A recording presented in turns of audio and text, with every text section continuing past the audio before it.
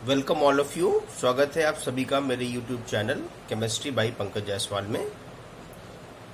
दोस्तों, पिछली क्लास तक हम लोगों ने इलेक्ट्रोकेमिस्ट्री यानी वैद्युत रसायन में हम लोगों ने सेल गैल्वेनिक सेल के बारे में चर्चा कर ली है। हम लोगों ने गैल्वेनिक सेल के विद्युत वाहक बल के बारे में चर्चा कर ली है। हम लोगों ने वैद्युत रसायन श्रेणी के बारे में पढ़ लिया है।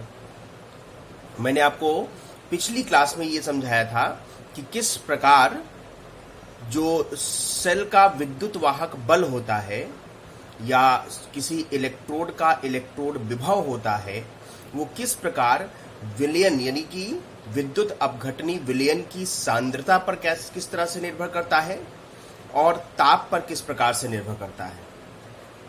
तो इसके लिए, इसको समझने के लिए हम लोगों ने नर्स्ट समीकरण पढ़ा था। नर्स्ट समीकरण मैंने आपको समझाया था कि किसी भी सेल का जो नर्स्ट समीकरण होता है वो होता है ई सेल इक्वल्स टू होता है ई नॉट सेल, मतलब मानक विद्युत वाहक बल माइनस 0.059 अपॉन एन। अगर किसी कंप्लीट सेल की बात करें, है ना, तो ई लॉग बेस 10 प्रोडक्ट का कंसंट्रेशन बटे अभिकारकों का सांद्रता, रिएक्टेंट का कंसंट्रेशन। ये कंसंट्रेशन टर्म में है। और मैंने आपको ये भी समझाया था कि अगर रिएक्टेंट या प्रोडक्ट में कोई सॉलिड मेटल हो तो उसका कंसंट्रेशन हम 1 मान लेंगे, 1 मोल प्रति लीटर। और अगर कोई गैस बन रही है तो गैस का कितने दाब पर गैस का निर्माण हो रहा है, वो दाब हमें यहाँ पे मेंशन करना पड़ेगा, मतलब पार्शियल प्रेशर ऑफ गैस हमें दिखाना पड़ेगा। ये है सेल का विद्युत वाहक बल, है ना। और यहाँ पे n जो है वो सेल अभिक्रिया में इन्वॉल्व इलेक्ट्रॉनों की संख्या है कि ऑक्सीकरण में कितने इलेक्ट्रॉन त्यागे गए और अपचयन में कितने इलेक्ट्रॉन ग्रहण किए गए। ऑक्सीकरण में जितने इलेक्ट्रॉन त्यागे जाएं, ध्यान रखना है हमें इस बात का कि अपचयन में उतने ही इलेक्ट्रॉन ग्रहण किए जाएं। अगर इलेक्ट्रॉनों की संख्या दोनों में अलग अलग है तो किसी नंबर से गुणा करके इलेक्ट्रॉनों की संख्या को बराबर कर लेते हैं। जो भी इलेक्ट्रॉन आएंगे वही आपकी n की वैल्यू होगी। तो ये हमने आपको समझाया था। ई नॉट सेल निकालना हम लोग जानते हैं। ई नॉट सेल यानी सेल का मानक विद्युत वाहक बल हम लोगों ने समझा था कि E naught cathode minus E naught anode. बस ध्यान रखना है कि ये दोनों जो इलेक्ट्रोड विभव हैं ये अपचयन विभव होने चाहिए, तभी मानक माने जाएंगे। मानक अपचयन विभव होने चाहिए। ये हमने डिस्कस कर लिया था, है ना। हम लोगों ने एक चीज यहां पर समझा था। देखो, ये समीकरण, ये सॉल्व्ड समीकरण है। इस समीकरण को कहते हैं नर्स्ट समीकरण। ये नर्स्ट समीकरण है। तो इस समीकरण में आपको दिख रहा है कि हम लोगों ने अभिकारकों और उत्पादों की सांद्रता ली है। तो बिल्कुल क्लियर है कि ई सेल की वैल्यू जो विद्युत अपघटनी विलयन है उनकी सांद्रता पर निर्भर करता है। इसको हमने यहाँ पे काफी सॉल्व किया है। नहीं तो इसकी जगह पर जो एक्चुअल फॉर्मूला था उसमें था 2.303 RT अपॉन NF। तो अगर ये वैल्यू थी तो आप ये समझ सकते हैं कि देखिए यहाँ पे ताप भी है। तो ये समीकरण ये भी बताता है कि जो सेल का विद्युत वाहक बल होता है वो किस तरह से ताप पर निर्भर करता है। तो ये सारी बातें हम लोगों ने पिछली क्लास में डिस्कस कर ली थी। हमने आपको हाइड्रोजन इलेक्ट्रोड के विभिन्न सांद्रताओं पर इलेक्ट्रोड विभव निकालना ही बताया था। उस पर कुछ क्वेश्चन भी हम लोगों ने किए थे। आपको एक क्वेश्चन मैंने करने के लिए भी दिया था। आशा है आप लोगों ने किया होगा क्वेश्चन। अब इस चीज को आगे बढ़ाते हैं, है ना।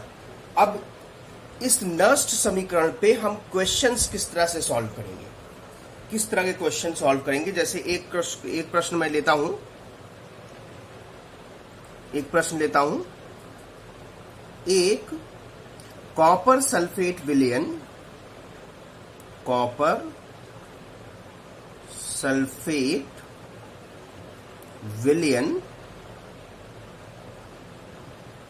जिसमें कॉपर की छड़ डुबोई गई है, जिसमें कॉपर की छड़ डुबोई गई है, को 10 गुना तक तनु कर दिया गया। 10 गुना तक तनु कर दिया गया।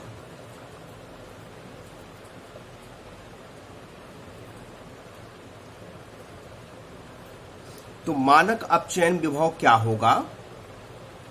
मानक अपचयन विभव क्या होगा यदि E0 कॉपर आयन का कॉपर में कन्वर्जन 0.34 वोल्ट है तो इस सॉल्यूशन में मतलब एक कॉपर सल्फेट का विलयन है, उस विलयन में कॉपर की छड़ डुबोई गई है, मतलब एक कॉपर का इलेक्ट्रोड बनाया गया है। कॉपर का मानक अपचयन विभव ये दिया गया है और कह रहा है कि इस विलयन को वाटर मिला करके, जो मतलब विद्युत अवघटनी कॉपर सल्फेट का विलयन है, उसमें पानी मिलाकर, है ना, इस विलयन को 10 गुना तक तनु कर दिया गया। मतलब आयतन अगर 1 लीटर था विलयन का, तो उसका आयतन को बढ़ाकर 10 लीटर कर दिया गया है। तो आयतन बढ़ा के 10 लीटर कर दिया गया है, तो इसका मतलब कि देखो, मोलरता समीकरण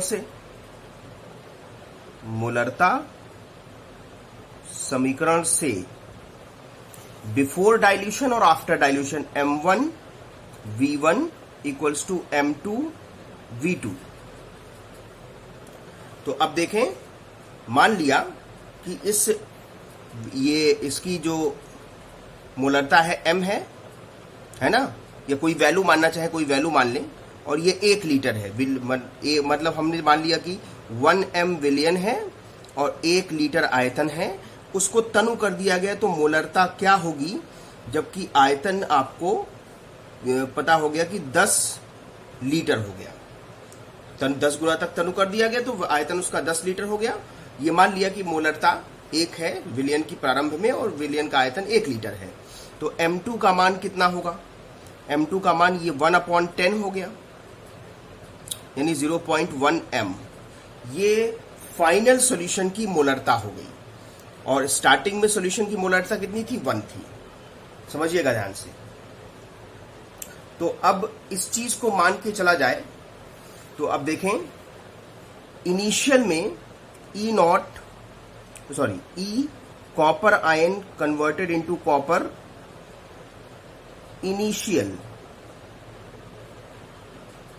ये E0 copper ion converted into copper minus 0.059 upon 2 electron का इन्वॉल्वमेंट होगा। और अपचयन की बात हो रही है, तो अपचयन मतलब कि 2 इलेक्ट्रॉन ग्रहण होगा। तो ये ऐसा होगा, कॉपर आयन 2 इलेक्ट्रॉन ग्रहण करेगा और कॉपर सॉलिड में परिवर्तित होगा।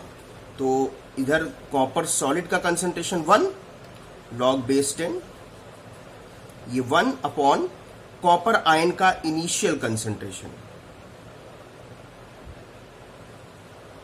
कॉपर आयन का इनिशियल कंसंट्रेशन। समझ में आया? इसको ऊपर कर दिया जाए इस वैल्यू को,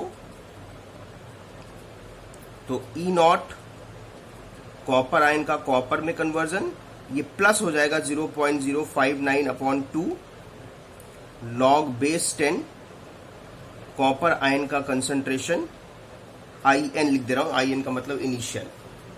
तो ये E कॉपर आयन का कॉपर में इनिशियल इलेक्ट्रोड विभव है। अब फाइनल निकालें,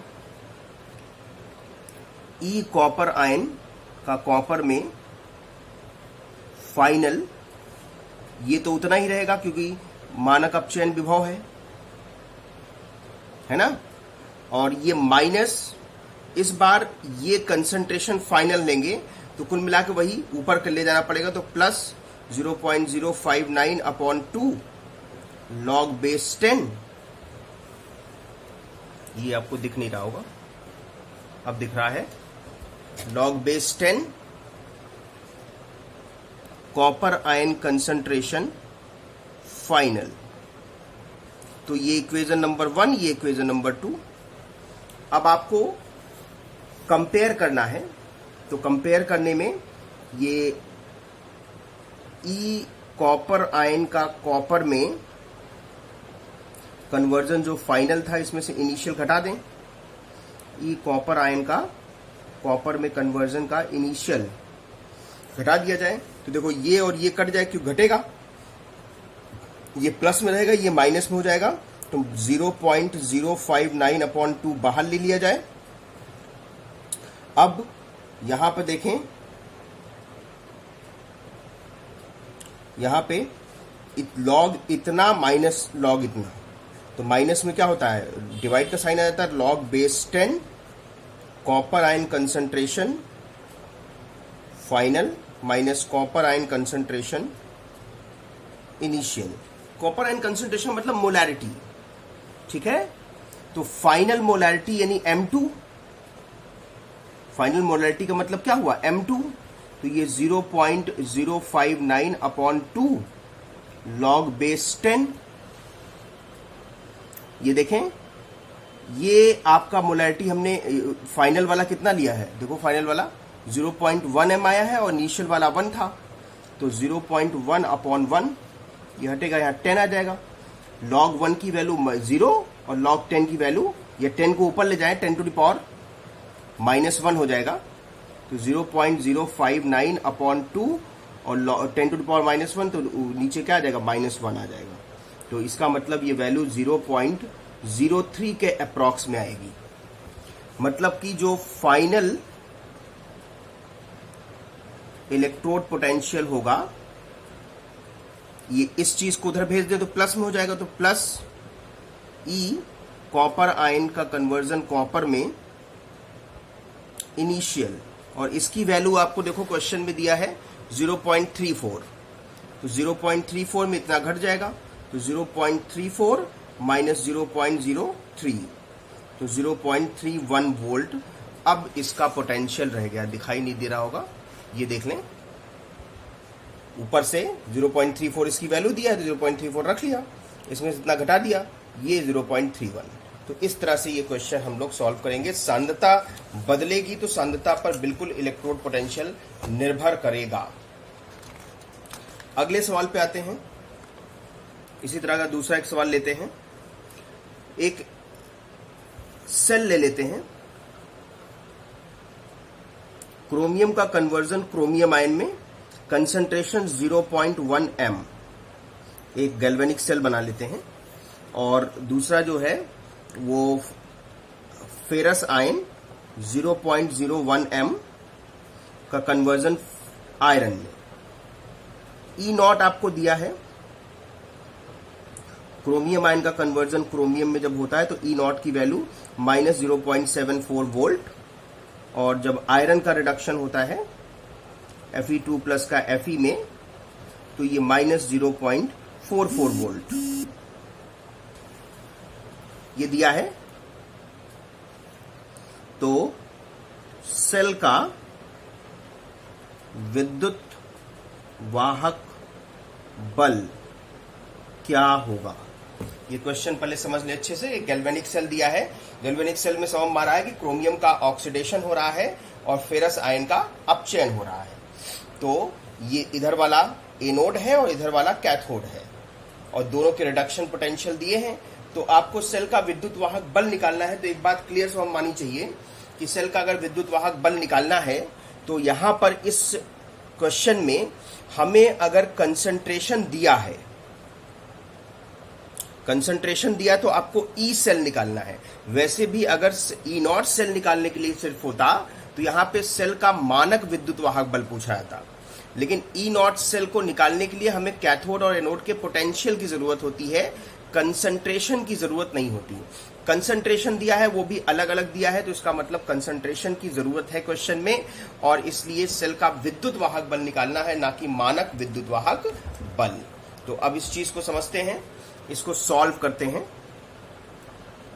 पहले सेल रिएक्शन लिख लें, सेल अभिक्रिया लिख लें। सेल अभिक्रिया पहले लिखेंगे। तो ये देखें, क्रोमियम का कन्वर्जन हो रहा है क्रोमियम आयन में। ये मैं ऐसे लिख दे रहा हूं, एक्वस और सॉलिड नहीं लिख रहा हूं, ये सॉलिड होगा, ये एक्वस होगा, और सॉरी 3 इलेक्ट्रॉन लूज करेगा, और फेरस आयरन में कन्वर्ट हो रहा है, तो Fe2+ ये एक्वस में होगा, 2 इलेक्ट्रॉन ग्रहण करके आयरन सॉलिड में कन्वर्ट होगा। इलेक्ट्रॉन बराबर नहीं है, तो हमें इलेक्ट्रॉन को बराबर करने के लिए किसी न किसी नंबर से मल्टीप्लाई करेंगे ताकि इलेक्ट्रॉन बराबर हो जाए। तो सेल अभिक्रिया देखें क्या होगी।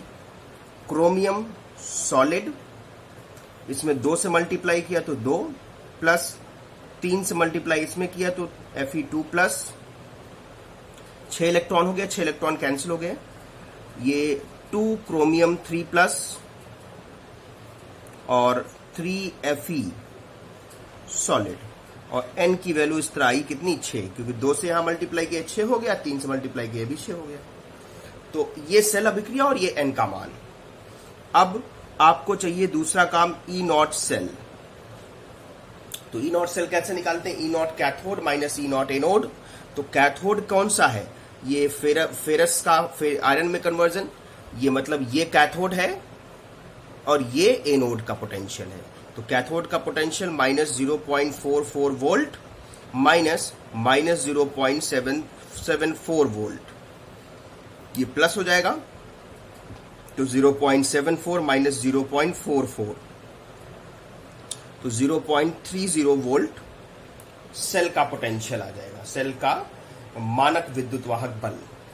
तो अब निकाल लें, E cell equals to E0 सेल माइनस 0.059 अपॉन, अब यहां पे n की वैल्यू 6 हो जाएगी, log बेस 10। देखिए प्रोडक्ट का कंसंट्रेशन, इसमें प्रोडक्ट में ये सॉलिड है, इसको छोड़िए, क्रोमियम आयन का कंसंट्रेशन का स्क्वायर और फेरस आयन के कंसंट्रेशन का क्यूब। क्लियर होना चाहिए सबको। इसका मान रखेंगे, इसका मान आपका आया 0.30 volt minus 0.059 upon 6 log base 10। अब देखें इसका मान रखें, क्रोमियम आयन का जो कंसंट्रेशन है वो है 0.1 m और ये है 0.01 m। देखें क्रोमियम आयन का 0.1 m 10⁻⁻1 स्क्वायर, और ये 10⁻0.01 10⁻⁻2 क्यूब, तो ये 10⁻⁻6 आएगा, और 10⁻2 10⁻6 ऊपर जाएगा, 10⁻+6 हो जाएगा, और उसमें 2 घट जाएगा तो 10⁻4, और 10⁻4 लॉग बेस 10 10⁻4 4 नीचे आ जाएगा, और लॉग बेस 10 10 की वैल्यू 1 हो जाएगी। तो 0.30 माइनस 0.059 अपॉन 6 इंटू ये आ गया 4। तो ये कैंसिल कर लें, ये 2 ये 3 मल्टीप्लाई कर लें, 0.30 माइनस 2 से मल्टीप्लाई कर लें, 2 9 जा 18 और 2 5 जा 10 और 1 11 1 0 पॉइंट इतना अपॉन 3। तो वैल्यू आएगी 0.30 माइनस 3 से डिवाइड करना है, तो 3 से डिवाइड कर लें, 0 पॉइंट, या इसको सॉल्व कर लीजिए, जो भी वैल्यू आएगी, है ना। अब इसमें से आराम से घट जाएगा क्योंकि यही वैल्यू कम है, तो 3 से डिवाइड करने पे तो और कम आएगी, है ना। ये लगा लीजिए 0.0, 3 3 जा 9 और 3 6 जा 18, ठीक है। तो 0 पॉइंट, ये देखें 6 से आएगा 4 और यहां पे आ जाएगा 9, 9 में से 3 गया 6 और ये 2। तो इतने वोल्ट इलेक्ट्रोड पोटेंशियल यानी सेल का विद्युत वाहक बल होगा। आ गई बात समझ में सबको। कोई समस्या ज़्यादा नहीं होनी चाहिए। एक सवाल इस पे और ले लेते हैं तो जो थोड़ा बहुत प्रॉब्लम होगी वो भी दूर हो जाएगी। चलिए एक अगला सवाल लेते हैं। देखिए अगला सवाल हम लेते हैं, सिल्वर सेल जो हमने लिया, सिल्वर का कन्वर्जन सिल्वर आयन में, और इसकी सांद्रता है 0.1 m। ये सॉल्ट ब्रिज। फिर क्लोराइड आयन, इसकी सांद्रता 0.02 m। इसका क्लोरीन में कन्वर्जन होता है, और क्लोरीन ध्यान रखिएगा क्लोरीन गैस है, तो जाहिर सी बात है इसका पार्शियल प्रेशर भी देना चाहिए, जो कि दिया हुआ है 0.5 एटमॉस्फेयर प्लैटिनम पर। गैस प्लैटिनम पर ही कलेक्ट होता है, और इनके इलेक्ट्रोड पोटेंशियल दिए हैं 0.80 वोल्ट, और ई नॉट क्लोरीन का क्लोराइड आयन में 1.36 वोल्ट। तो वही सेल का विद्युत वाहक बल कैलकुलेट करना है। तो कोई समस्या नहीं, पहले सेल रिएक्शन लिखिए। देखिए एक डायरेक्ट लिखना बता दे रहा हूं, यहां पे पहला स्पीसीज सिल्वर और यहां पे पहला स्पीसीज क्लोराइड आयन। तो आप इन दोनों को रिएक्टेंट बनाएंगे, सिल्वर सॉलिड और chloride ion in aqueous solution. ठीक है, अब यहां देखिए ये कन्वर्ट होगा सिल्वर आयन में, जो दूसरी तरफ स्पीसीज है उसको ले लें, है ना, और ये Cl2 में। तो 2 क्लोरीन है तो 2 कर लें। तो इधर देखिए क्लोराइड, 2 क्लोराइड आयन Cl2 में कन्वर्ट होंगे तो 2 इलेक्ट्रॉन त्यागेंगे, तो इसलिए इसमें भी 2 होना चाहिए, इसलिए ये ऐसा हो जाएगा। तो N का मान यहां पे हो जाएगा 2। ये सेल अभिक्रिया हो गई। इसमें देखिए सिर्फ सॉलिड ये है, तो इसका कंसंट्रेशन छोड़ सकते हैं, इनका कंसंट्रेशन लेना पड़ेगा, इसका पार्शियल प्रेशर लेना पड़ेगा। ई नॉट सेल ये भी कैलकुलेट कर लें। ई नॉट कैथोड, कैथोड ये क्लोरीन वाला है, तो 1.36 माइनस 0.80।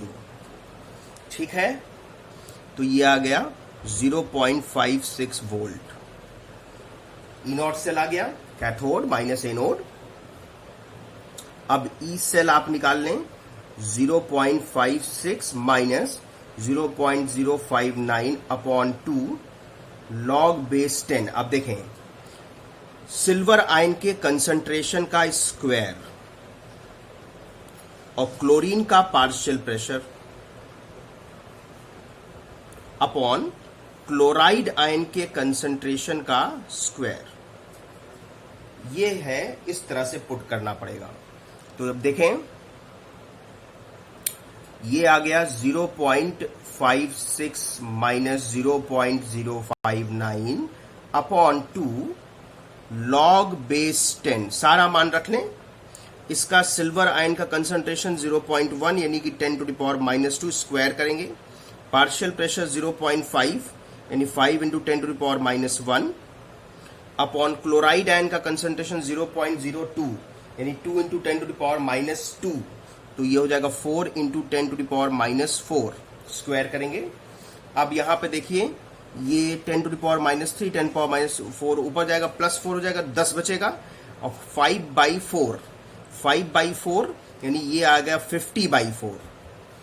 तो इसको अलग से कर लें, लॉग बेस 10 50/4 है ना, और डिवाइड कर लें, ये 2 ये 25। इससे होगा क्या कि log बेस 10 25 माइनस log 2, 25 मतलब 5 square, log 5 square minus log 2। ये नहीं दिख रहा है, ये देखें, इसको अलग से कर रहे हैं ताकि वहीं पे पुट कर दे सीधी वैल्यू।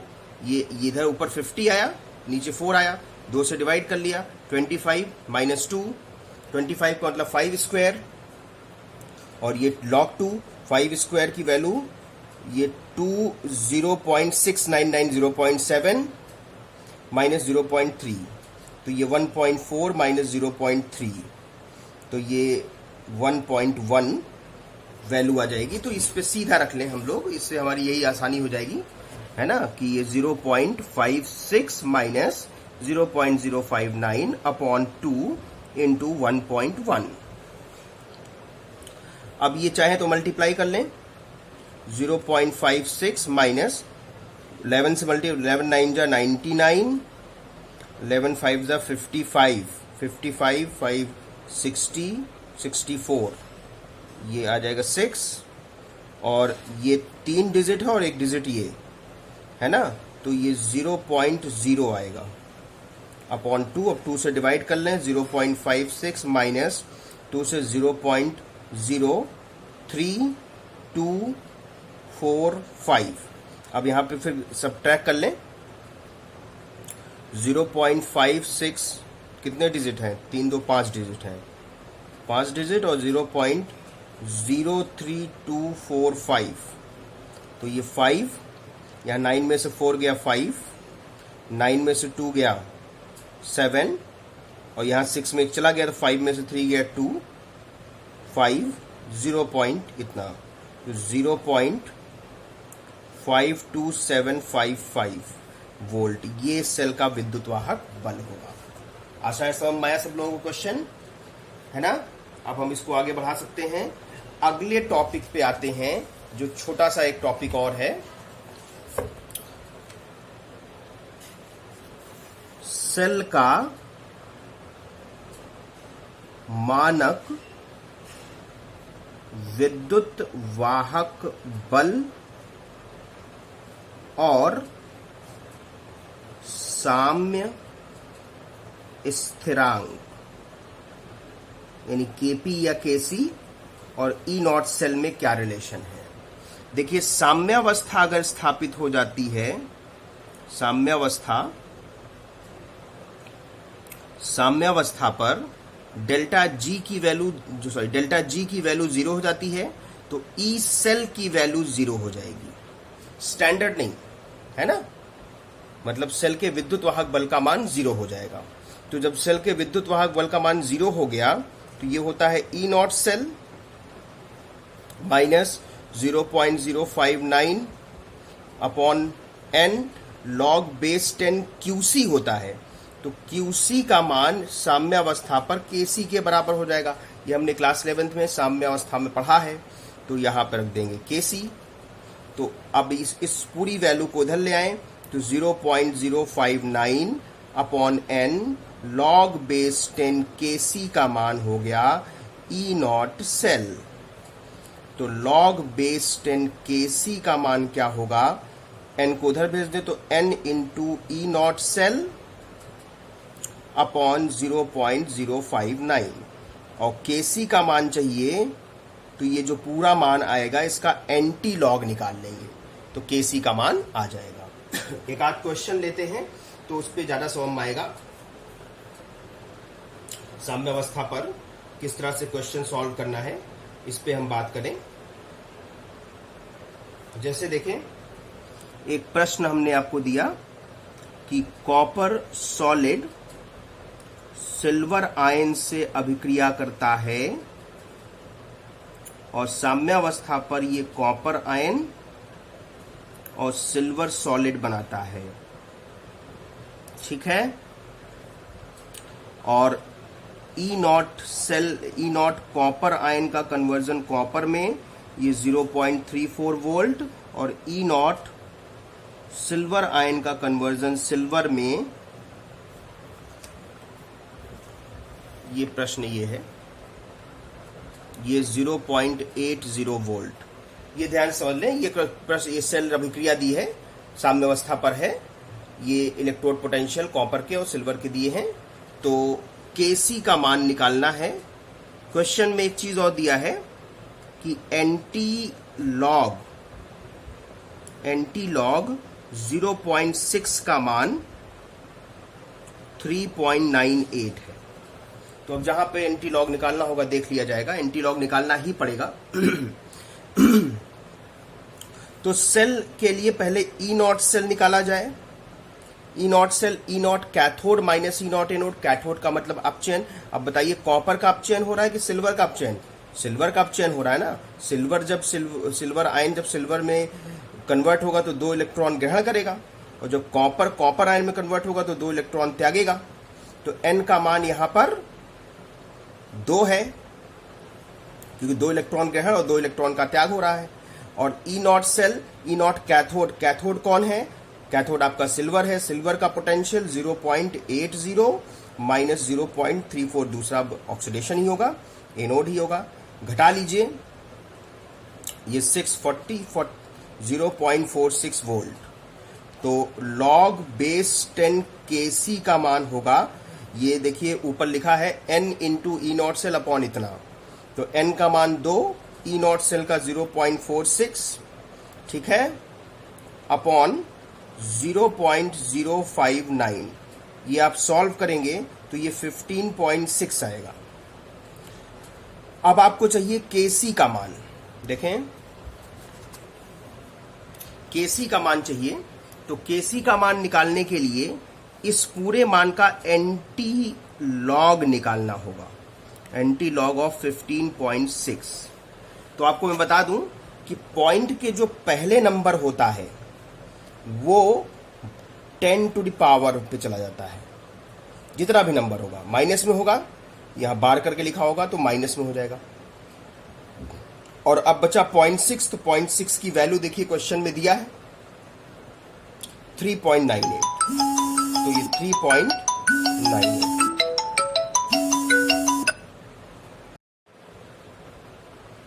है ना। तो ये केसी का मान हमने एंटी लॉग निकाला, तो ये जो पॉइंट के पहले नंबर है तो 10 टू द पावर पे चला जाएगा, और 0.6 का एंटी लॉग दिया है 3.98, तो 3.98, तो ये केसी का जो आपका मान आ गया वो 3.98 इंटू 10 टू द पावर 15, ये इस साम्यावस्था के लिए केसी का मान है। आया समझ में? एक कहिए क्वेश्चन और ले लेते हैं, है ना। ये जैसे जिंक और कॉपर के लिए ले लें, जिंक और कॉपर सिस्टम के लिए, मतलब zinc solid, copper ion in aqueous solution, zinc ion in aqueous solution, copper solid. Potential हमें पता है, जिंक का -0.76 वोल्ट और कॉपर का 0.34 वोल्ट, है ना। तो एंटी लॉग की वैल्यू दिया है यहां पे,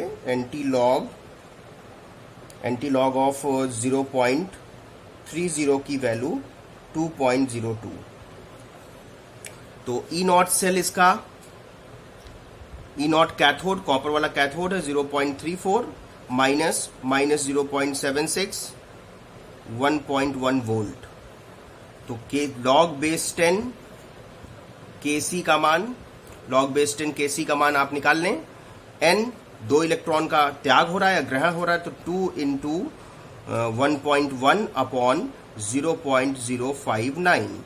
इसको सॉल्व करेंगे अगर आप तो 37.30 होगा, यही 37। तो केसी का मान, इसका एंटी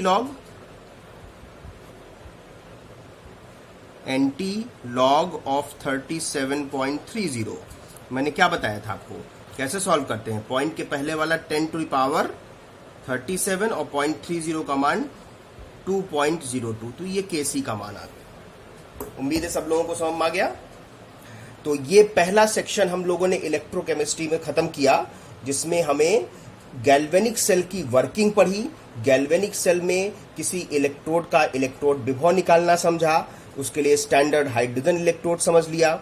उसके बाद हम लोगों ने गैल्वेनिक सेल में हम लोगों ने ये समझा कि एक सेल का मानक विद्युत वाहक बल क्या होता है, सेल का विद्युत वाहक बल क्या होता है ना। उसके बाद हम लोगों ने विद्युत रासायनिक श्रेणी पढ़ी, विद्युत रासायनिक श्रेणी के अनुप्रयोग पढ़े, और फिर हम लोगों ने समझा कि किसी गैल्वेनिक सेल में गिब्स फ्री एनर्जी में परिवर्तन कितना होता है, ये कैलकुलेट किया। वैद्युतीय ऊर्जा का कैलकुलेशन किया। उसके बाद हम लोगों ने विद्युत वाहक बल सेल का किस तरह से ताप और विलयन की सांद्रता पर निर्भर करता है, नर्स समीकरण निकालना समझ लिया। और फिर उसका मानक विद्युत वाहक बल को हम लोगों ने साम्य स्थिरांक के साथ रिलेट किया, उस पे भी हम लोगों ने क्वेश्चन करने सीखे। अब अगले सेक्शन में हम लोग विद्युत अपघटन को समझेंगे, है ना। तो विद्युत अपघटन कैसे होगा, उसका क्वालिटेटिव और क्वांटिटेटिव दोनों एस्पेक्ट समझेंगे, और उसमें मैं आपको फैराडे के नियम समझाऊंगा और उस पे भी कैलकुलेशन करना बताऊंगा। तब तक के लिए थैंक यू। अगली क्लास में फिर मिलेंगे। Thank you.